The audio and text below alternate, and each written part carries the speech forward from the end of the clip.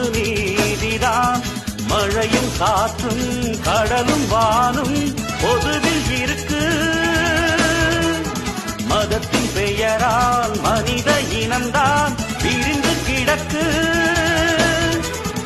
இதுக்கொரு தடையில்லை நாட்டுல, இருக்குது ரகசியம் போட்டுல. நினைக்க நினைக்க இது அவமானம், புதிய புரட்சி ஒன்று வர வேணும். உலகத்துக்காக பிறந்தவன் நானே,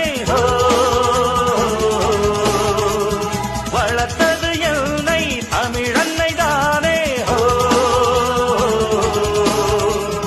உழைக்கும் பிழைக்கும் எந்தன் உயிர் தோழா, உனக்கும் எனக்கும் நல்ல எதிர்காலம் இருக்கு.